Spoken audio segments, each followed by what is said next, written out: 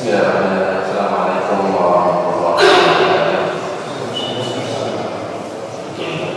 Innal hamdalillah nahmaduhu wa nasta'inuhu wa nastaghfiruh wa na'udzu billahi min shururi anfusina wa min sayyiati a'malina.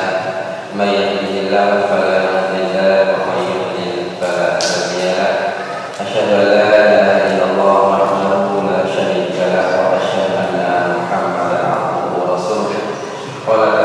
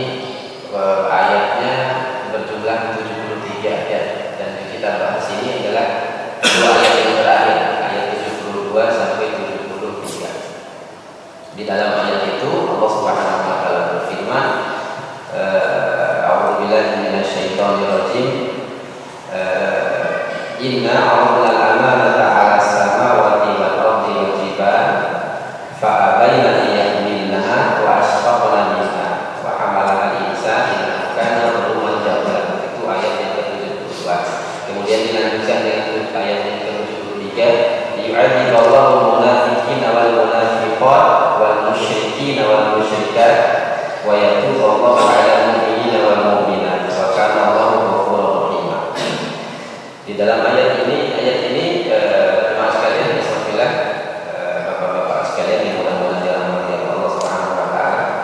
Yaitu ayat ini berbicara tentang amanah, masalah amanah. Di beberapa masjid saya sudah sering sampaikan ini ya, di khutbah tema khutbah saya. Dan saya kira penting untuk kita sampaikan kepada kita. Ya, ini Allah Subhanahu wa taala berbicara dalam ayat ini tentang amanah. Apa arti ayat tadi? Jadi ayat Allah berfirman, "Inna aradna al-amanata 'alas samawati wal ardi wal jibal." Sesungguhnya kami telah menyerahkan amanah. Kami telah memberikan amanah kepada langit, kepada bumi, dan kepada gunung-gunung.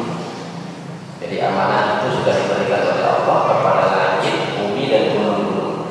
Fa'abaina an yahmilna, tapi tadi makhluk yang luar biasa besarnya tadi, langit, bumi, gunung-gunung itu abai, mereka menolak. Ya, wa asfaqna minha, karena khawatir mereka tidak mampu memenuhi atau menjalankan amanah itu. Jadi ketika Allah panggil mereka itu mau diberi amanah, mereka tolak sebab mereka khawatir tidak mampu menjalankan amanah. Wa asfaqna minha wa hamalaha al-insan, kemudian datang manusia, diambillah amanah. Datang kita sebagai manusia ini, kita datang mau mengambil amanah itu. Makanya Allah menutup ayat yang ke-72 ini dengan mengatakan wa kana al-insana zaluman jahula, sungguh manusia itu sangat zalim lagi bodoh. Kita di dasar kita ini zalim lagi bodoh, itu sifat kita. Ya. Nah, kemudian di ayat yang ke-73 Allah melanjutkan liyu'adziballahul munafiqina wal munafiqat. Dengan amanah yang Allah beri tadi, tujuannya agar Allah mengazab, menghukum orang-orang munafik baik yang laki-laki maupun yang perempuan. Wal musyrikin wal musyrikat, dan juga akan dengan amanah tadi yang diberikan oleh Allah, Allah akan mengazab orang-orang musyrik baik laki-laki maupun yang perempuan. Wa yatuballahu 'alal mu'minina wal mu'minat, dan dengan amanah tadi, ya, dengan amanah yang Allah berikan tadi, agar Allah menerima taubat daripada orang-orang beriman baik laki-laki maupun perempuan. Maka Allah ghafurur rahim, maka sungguh Allah Subhanahu wa taala memiliki sifat Maha Pengasih lagi Maha Penyayang. Jadi dalam ayat ini mungkin jemaah sekalian berbicara tentang amanah. Apa itu amanah yang dimaksud dalam ayat ini, nanti kita akan jelaskan. Nah, terlebih dahulu kita sebutkan dulu tafsir ayat ini di dalam tafsir Imam Ibnu Katsir, begitu juga dinukil dalam tafsir Imam Al-Qabari. Ada satu riwayat dari Imam Al-Aufi rahimahullah taala dan yang datang dari Imam Ibnu Abbas radhiyallahu taala anhu tentang penjelasan ayat ini. Apa maksud ayat ini? Nah, ternyata Imam Ibnu Abbas menjelaskan ya, bahwasanya dulu amanah yang dimaksudkan di sini adalah perintah dan larangan. Kata Imam Ibnu Abbas, jadi perintah larangan, perintah sholat, perintah mentauhidkan Allah, perintah puasa, zakat, perintah macam-macam itu, ya itu sebetulnya tidak dibebankan kepada manusia awalnya, dibebankan kepada tiga makhluk yang besar-besar yang biasa ini. Langit yang begitu luasnya kita tidak paham seperti apa, dan tidak pernah kita bayangkan luasnya langit. Kemudian bumi ini yang begitu besarnya, tempat naungan kita semua ini, berapa miliar makhluk yang ada di triliunan makhluk yang ada di atas bumi ini besarnya, tapi bumi mampu menopang. Begitu juga gunung-gunung, makhluk Allah yang begitu besar. Ya, ketika diberi amanah dan diperintah dan larangan tadi, mereka menolak. Khawatir tidak mampu dilaksanakan amanah ini, maka datang manusia, yakni Nabi Adam alaihissalam. Ya, kemudian menerima amanah, diambil oleh Nabi Adam alaihissalam. Kemudian dalam riwayat tersebut disebutkan, kemudian Nabi Adam sebelum menerima amanah itu, amanah tadi yang ditolak oleh langit, bumi, gunung tadi, ditolak oleh mereka. Kemudian Nabi Adam mau menerima, tapi Nabi Adam alaihissalam bertanya kepada Allah, ya Allah, ini kalau saya mengambil amanah ini, ya, memikul amanah ini, apa ganjarannya kalau saya mau melaksanakan amanah ini? Kata Allah, kebaikan yang kau dapatkan, pahala kebaikan yang kau dapatkan. ganjaran kebaikan. Kemudian sebaliknya, kalau saya tidak mampu memikul amanah ini, saya dan anak cucu saya nanti tidak mampu memikul amanah ini, apa yang apa akibatnya? Kata Allah, ya hukuman, kata Allah. Ya, kemudian Al-Imam Abbas melanjutkan membaca ayat ini dan ayat dari 73 tadi, penutup ayat ini, penutup surat sekaligus penutup surat yang menjelaskan ayat yang 72 tadi. Liyu'adziballahul munafiqina wal munafiqat, agar Allah menghukum dengan amanah tadi, Allah menghukum orang-orang munafik yang laki-laki maupun perempuan. Kemudian wal musyrikin wal musyrikat, menghukum orang musyrik laki-laki maupun perempuan. Wa yatuballahu 'alal mu'minina wal mu'minat, dan dengan amanah itu kalau orang mukmin mampu menjalankan, Allah terima taubat mereka. Itu yang paling pokok tadi, taubatnya Nabi Adam alaihissalam. Ya. Nah ini maka Allah berfirman, maka Allah sesungguhnya Allah Subhanahu wa taala Maha Pengampun lagi Maha Penyayang. Nah, imafilah jemaah sekalian, bapak-bapak sekalian yang mudah-mudahan dirahmati Allah Subhanahu wa taala. Ini diantara tafsir yang disebutkan oleh Imam Ibnu Katsir, yang ketiga Imam Al-Qamari tentang kaitan dengan ayat ini. Kemudian apa sih amanat yang diberikan ini? Ya jelas tadi, seluruh para ulama sebelumnya berbeda pendapat. Ada yang mengatakan amanah ini adalah tauhid, ada juga yang mengatakan amanah dalam hal ini adalah sholat, ada yang mengatakan puasa, ada yang mengatakan haji, dan seterusnya. Semua perintah. Intinya tidak ada yang berbeda sebetulnya, semuanya sama amanah ini. Ya, amanah yang diberikan itulah perintah dan larangan secara umum. Diperintah Allah Subhanahu wa taala untuk menjalankan ibadah-ibadah yang Allah wajibkan kepada kita. Ini amanah yang dimaksud. Ya, sekalipun para ulama masing-masing menyebutkan secara terpisah, ada yang bilang sholat, ada yang bilang zakat dan seterusnya. Tapi intinya perintah dan larangan. Kemudian begitu juga dalam surat Al-Mu'min, ya makanya kata para ulama amanah ini adalah bentuk ibadah. Jadi seseorang ketika dia mampu menjalankan ibadah itu, dia sedang melaksanakan ibadah yang agung, ibadah yang besar, ibadah yang pokok keimanan, bahkan pokok keimanan. Kita bisa bayangkan kata para ulama, makhluk-makhluk yang besar tadi ketika diberi amanah mereka tidak mau. Ini menunjukkan amanah ini adalah berat dan besar, dan makhluk yang namanya manusia ketika dia mampu memikul amanah ini, maka dia lebih besar, lebih agung daripada makhluk-makhluk tadi. Ya. Dan lebih besar dari langit, lebih besar dari bumi dan sebagainya. Kalau seseorang itu mampu memikul amanah ini, makanya Allah menguji salah satu tanda orang beriman dan sebagai penghuni surga dalam Al-Mu'min itu adalah orang yang mampu memikul amanah, yang mampu mengeluarkan amanah. Ya. Nah, Allah mengatakan qad aflahal mu'minun, sungguh beruntung orang-orang mukmin, orang-orang beriman. Ya. Kemudian pada ayat yang kedua disebut seorang yang sholat, orang yang zakat, orang yang menjaga kemaluannya. Salah satunya pada ayat yang ke-8, walladzina hum li amanatihim wa ahdihim ra'un.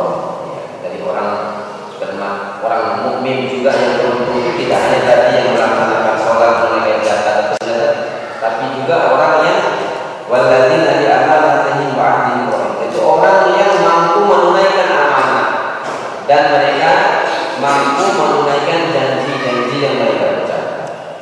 Ya. Salah satu sifat penghuni surga itu orang yang amanah. Ya. Makanya saya mengajak saya pribadi dan kita semua mari rahimani wa rahimakumullah, agar kita sama-sama menjaga amanah Allah Subhanahu wa taala. Kemudian sesuai dengan ayatnya juga tadi, jadi orang yang tidak mampu memenuhi amanah, ya, selain dari dia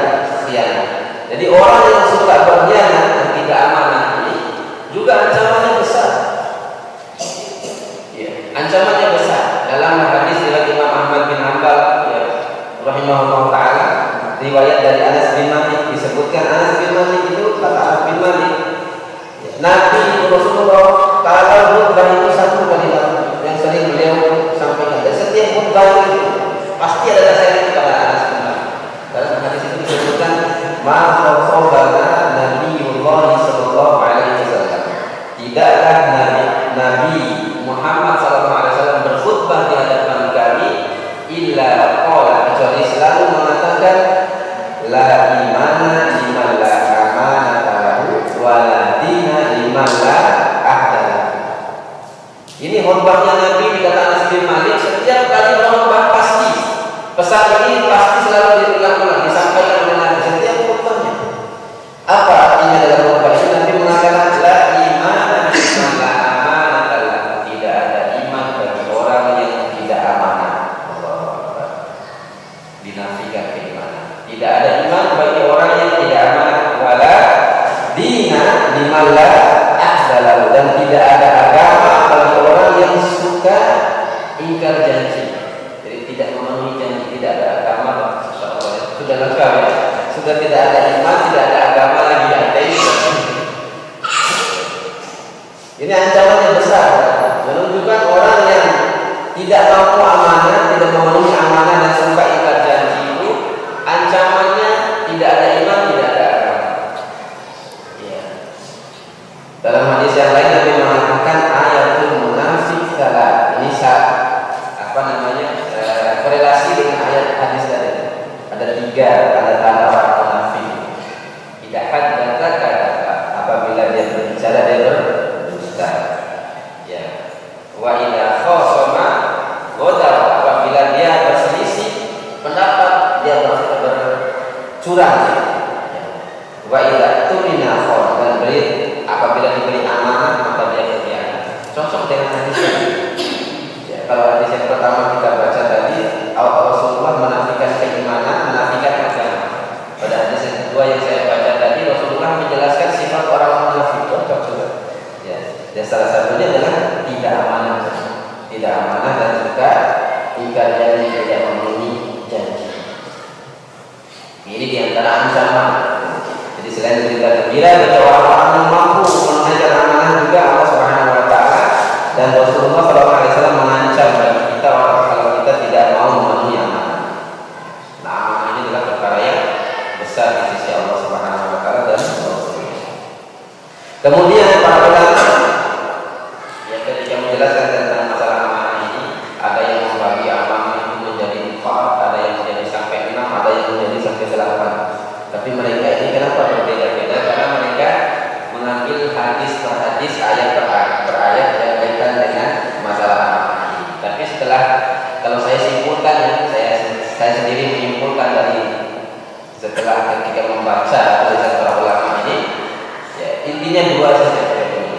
Intinya 2, sekalipun ayat dan hadisnya bicara dengan konteks yang berbeda, intinya 2 saja, yaitu amanah kepada Allah, amanah kepada sesama makhluk itu yang perlu kita jaga, nah, yang sudah jelas yang paling pokok yang harus kita jaga yang pertama adalah amanah kepada Allah Subhanahu Wa Taala. Amanah kepada Allah Subhanahu Wa Taala yang paling pokok, yang paling pertama adalah dalam bentuk menjaga diri kita dari menyekutukan Allah Subhanahu Wa Taala. Sebab orang yang menyekutukan Allah berarti dia beribadah kepada Allah. Sudahlah Allah yang menciptakan dia, sudahlah Allah yang memberi dia rezeki, kemudian dia sekutukan Allah. Itu tidak ada pengkhianatan yang lebih besar dibanding pengkhianatan seperti itu, yaitu dalam rangka menyekutukan Allah Subhanahu Wa Taala. Makanya dosa syirik ini dosa paling besar. Ya, innallaha la yaghfiru an yushraka bihi wa yaghfiru ma duna dzalika liman yasha. Wa may yushrik billahi faqad iftara ithman 'azima. Sesungguhnya Allah tidak mengampuni dosa syirik. Sebaliknya Allah akan mengampuni dosa yang selain syirik itu bagi siapa saja yang dikehendaki oleh Allah Subhanahu Wa Taala. Wa may yushrik billahi, barang siapa yang menyekutukan Allah, faqad iftara ithman 'azima. Barang siapa yang menyekutukan Allah, maka sungguh dia telah melakukan dosa yang paling besar. Tidak puncak pengkhianatan seorang hamba itu kepada Allah Subhanahu Wa Taala, yaitu dalam bentuk berbuat syirik. Makanya di dalam surat Al-A'raf 172 ayat 172 Allah ingatkan kita, dulu kita sebelum jadi manusia ini, bahkan sebelum jadi janin masih dalam bentuk sperma dalam sulbi bapak-bapak kita itu sudah diambil perjanjian dari kita. Kita semua ini bukan hanya yang muslim yang lahir hanya dalam keadaan kafir saja. Jadi yang sekarang kadang kafir, yang Nasrani, yang Yahudi, yang musyrikin Hindu Buddha, ini semua diambil perjanjian di dalam surga dulu. Sebelum jadi janin baru karena dia masih jadi sperma. Nah di situ itu di Allah sudah tanya, sudah minta perjanjian kita. Jadi sewaktu terjadi lagi, so itu rumah. Ya. Pada saat tapi tidak ada yang ingkar. Anda yang mungkin ya mungkin saja. Kalau ada yang ingkar pada saat itu mungkin Allah tidak hidupkan juga.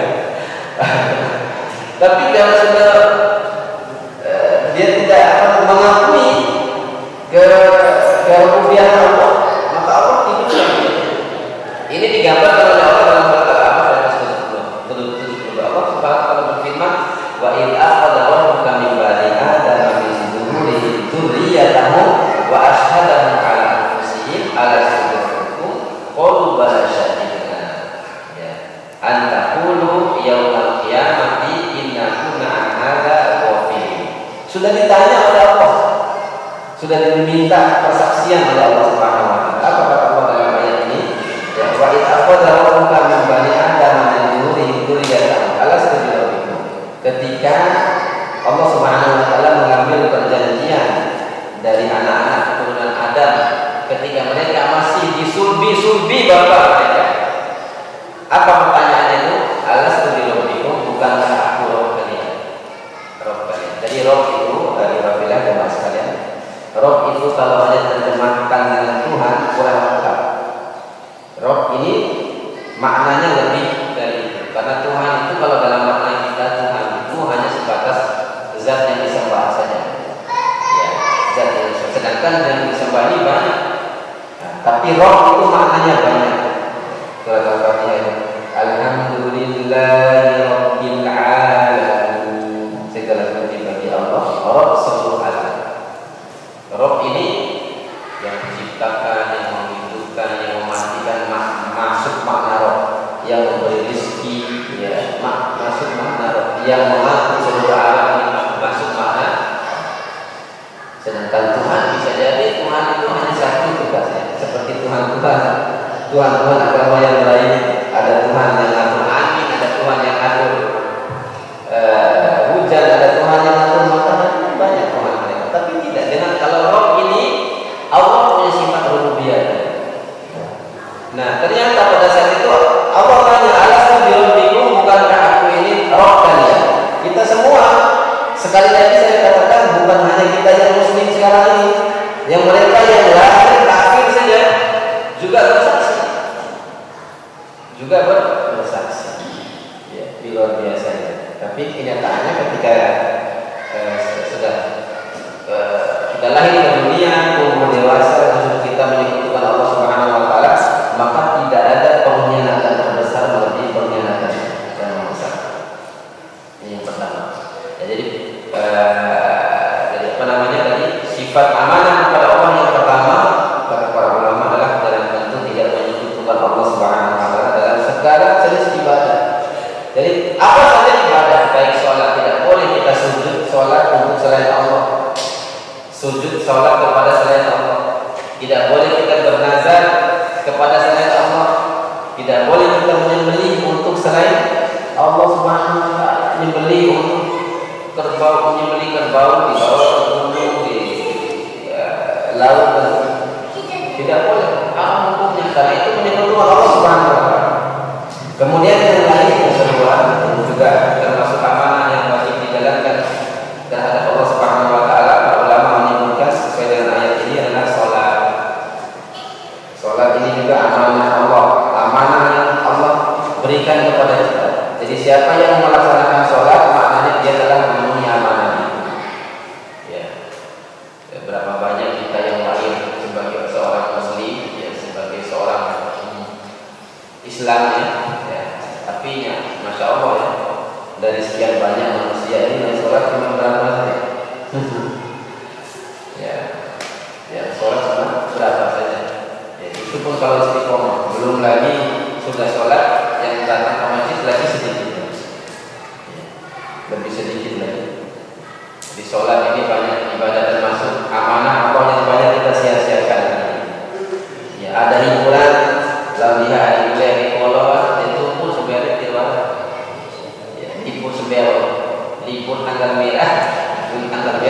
sebenarnya jadi ada di kelas saya lomba apa terus lapangan atau gimana saja ya kemudian luar saja kampung asal kalau saja sampai maghrib membolehkan berarti balik maghrib yang menjadi maghrib kan norokok ya ngapa sorry biar isan boleh ya gimana sebenarnya ya nggak ada jadi mana Allah contoh masjid sholat ya banyak dihianati kita ini itu semua termasuk amanah. Jadi para ulama menyebutkan tidak menyebutkan Allah itu amanah termasuk sholat termasuk zakat juga di harta-harta yang dititipkan kepada kita ini adalah amanah harus kita laksanakan. Jadi para ulama menyebutkan ayat ini juga untuk masalah zakat. Makanya dalam ayat yang lain surah Al-Anfal ayat yang ke-27 ya ayyuhalladzina amanu la takhunu Allaha wa rasulahu wa takhunu amanatikum wa antum ta'lamun. Wahai orang-orang yang beriman, jangan kalian mengkhianati Allah dan Rasulnya dan jangan kalian mengkhianati amanah bahwa padahal kalian telah mengetahui. Padahal kalian telah mengetahui. Ini yang pertama. Kemudian yang kedua yang terakhir adalah amanah terhadap sesama manusia. Ini juga tidak kalah berat. Ya, ini juga tidak kalah berat. Pertama kita yang dipercaya sebagai orang-orang yang memegang urusan umat. Ini hati-hati ya. Hati-hati masalah uang, masalah jabatan, masalah uang. Saya teringat kisah Dr. Abdul Azhar rahimahullah taala. Syekh Dr. Abdul Azhar ini ya, kita sudah kenal semua ya, sudah dengar namanya. Beliau ini seorang mujahid dari Palestina, tapi jihadnya di Afghanistan karena dia Palestina tidak bisa selalu dikejar-kejar oleh Israel karena orang-orangnya terlalu banyak. Beliau tidak mampu leluasa, akhirnya beliau hijrah ke Afghanistan. Ya, padahal beliau ini dosen di Saudi, dosen di beberapa universitas, gajinya luar biasa, tapi masya Allah beliau peduli dengan jihad Afghanistan. Singkat cerita akhirnya ke sana orang yang begitu kaya itu ya, yang gajinya luar biasa itu beliau tinggalkan kemewahan lebih memilih hidup di Afghanistan. Alhamdulillah sampai sekarang sudah merdeka, masya Allah ya. Luar biasa banget mengalir tinggal hanya di rumah tidak ada kamar, rumah satu kotak segi 4 tidak ada kamar dengan tidur dengan istri dan anak, cuma ukuran 5 kali 5. Subhanallah. Dan tugas beliau ini karena sebagai seorang ulama bukan personel perang gitu. Beliau ini hanya menyampaikan ceramah-ceramah, memberikan semangat kepada para mujahidin, termasuk keluar itu dalam rangka mengumpulkan dana, memobilisasi ya, mengumpulkan kekuatan dari luar kata Saudi mengumpulkan. Beliau bercerita ya, jadi ketika uang begitu banyak disimpan di dalam istrinya yang mengeluh, tidak ada untuk dimakan, padahal uang banyak. Tinggal di Afghanistan secara teori mereka juga berhak. Sampai istrinya mengatakan, ya, sampai istrinya mengatakan, oh suami, lihatlah keadaan kita ini, tiada keadaan dan kira-kira tiada Allah. Di situ sudah ini uang ini kita juga termasuk ini. Kita Dr. Abdul Azhar mengatakan demi Allah, saya tidak berani berniaga karena ini bukan untuk kita. Padahal sebetulnya kalau kali akal ini wajib termasuk karena mereka tinggal di Afghanistan, mereka juga berperang di situ. Masya Allah. Ini sifat warok, hati-hati. Khawatir amanah itu dia luar biasa. Ya, ini luar biasa. Nah ini kaitan dengan amanah kepada sesama manusia. Kenapa? Para ulama kita ini paham mereka tidak ringan urusan ini. Kalau saya sering sampaikan, urusan kita dengan Allah sekali dosa istighfar cukup boleh. Habis. Allah ampuni dosa, tapi kalau urusan sesama manusia kita istighfar kepada Allah, ya, tapi nanti di akhirat ada sidang lagi antara manusia dengan manusia.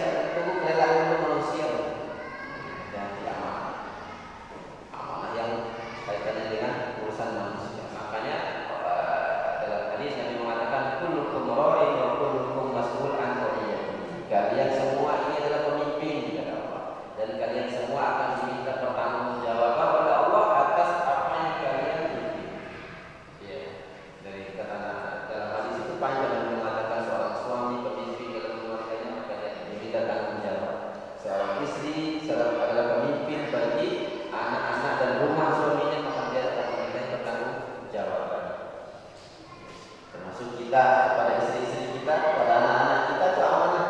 Makanya ketika dalam hadis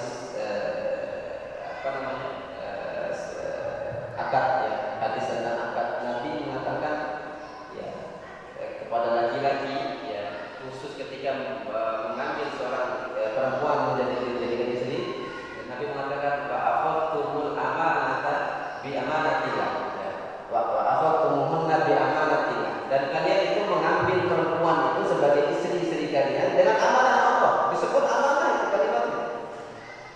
Jadi wajib kita jaga istri itu amanah. Dijaga, yang namanya amanah harus dijaga. Wati kamu sebenarnya dia ya amanah Allah itu. Diri kamu sebenarnya disuruh jaga kita. Ya mau biar supaya kami tolong sadekan, ya berikan hak-haknya, tidak dipukul, tidak disiksa. Karena itu amanah yang dititipkan kepada kita oleh Allah Subhanahu wa taala. Termasuk anak-anak juga termasuk amanah dari Allah Subhanahu wa taala. Semua nanti akan diminta tanggung jawab di hadapan Allah Subhanahu wa taala. Itu urusan yang kecil, baru lingkup yang kecil, lingkup keluarga, belum lagi tambah besar, ya. Jadi semakin banyak, semakin besar lingkup amanah yang dipegang, semakin besar tanggung jawabnya. Ya, RT-nya nanti ditanya ya sini.